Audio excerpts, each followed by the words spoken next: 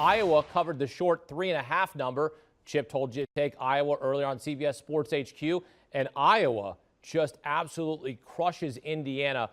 Riley Moss with 2 pick sixes. Michael Penix throws 3 interceptions. Consider he had 4 all of last season in 6 games before unfortunately tearing his ACL his first game back. And the first pick six necessarily wasn't his fault, deflected and then returned for the touchdown.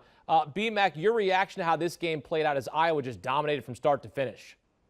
Yo, Iowa jumped on Indiana, and Indiana could not get them off of them. Like you said, the first pick was not Michael Penix Jr.'s fault, but he continued to throw in the wrong direction. And Riley Moss is my new favorite cornerback. Man, you talk about a guy that can read that 3-step read like the best of them, not to mention his ball skills. He's always where he needs to be. And an old man once told me, when you talk about getting interceptions, they come in bunches. And in today's matchup, they came in bunches for Mr. Riley Moss. I got to continue to watch him throughout the course of the year. Not just him, but the Hawkeyes defense.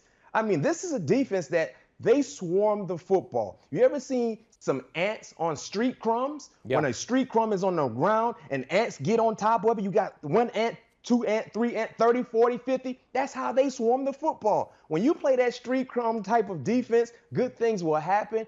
And it happened for the Hawkeyes. I just don't know how good the offense is because they didn't have to do anything today because they just rode the coattail of their defense. But when you can play defense like this, especially in today's college football game, you will have a shot. And I got to continue to monitor this team defensively and Mr. Riley Moss because he was my cornerback of the day. 2 pick sixes. Have your say a day, kid. That's how you say, Hakeem? Yes, have sir. yourself a day. Yes, I like that. Yeah, the senior, right? I mean, look, we've seen some good defensive backs. We've seen some good defensive backs at Iowa. I mean, my guy Micah Hyde playing for Buffalo. I mean, so like They produce players, Chip. Yeah, I'm continuing to monitor, and I think that is a great way for BMAC to say it because I did not learn much about this Iowa offense at all. Tyler Goodson did a very good job of running the ball, but obviously the confidence that they have in the passing game isn't always there if we're going to take Spencer Petras off the field and let Tyler Goodson go and run a lot of Wildcat. It was something that we saw last year, and, you know, granted, it worked out very well, and you've got a great runner there, but this Iowa defense is like top 5, top 10 in the country looking the way that they played against Indiana. I'm going back to the spreadsheets. I'm going back to the notes. I'm crunching the numbers. I'm going to be reevaluating really all through the week because either Iowa is truly elite and maybe jumping ahead of Wisconsin in the pecking order in the Big Ten West, given what we saw from the Badgers, not really modernizing their offense with Graham Mertz in a way that I think was the offseason storyline. But that Iowa defense, as strong as it is, Iowa's offense really might not need to do a lot. If all they have to do is score 24 points to win games, I think that's something that's going to be they can be capable of, especially if they're getting touchdowns from the defense as well. So remember that you do have 2 pick sixes, right, when we're trying to factor this in and we're trying to grade Iowa's offense.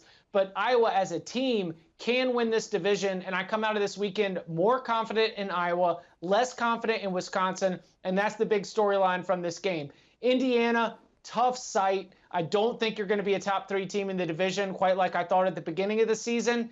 But for the Hawkeyes, now all of a sudden you're a Big Ten championship contender. Yeah, and a big test next week on the road against rival Iowa State. So certainly we will be monitoring that game to see what Riley Moss does in a big-time matchup against the rivals of Iowa State. Chip Patterson, Bryant McFadden, break it down for us here on CBS Sports HQ. Men, thank you very much. Have a day.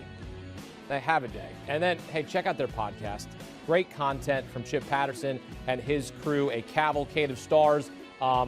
In-depth analysis throughout the season, and then a fan favorite, the Locks Pod, where they give you their picks against the spread. Really awesome stuff. So check out Cover 3 Podcast, download and subscribe that, and then BMAC and Patrick Peterson, all things covered. Phenomenal content. Download and follow today.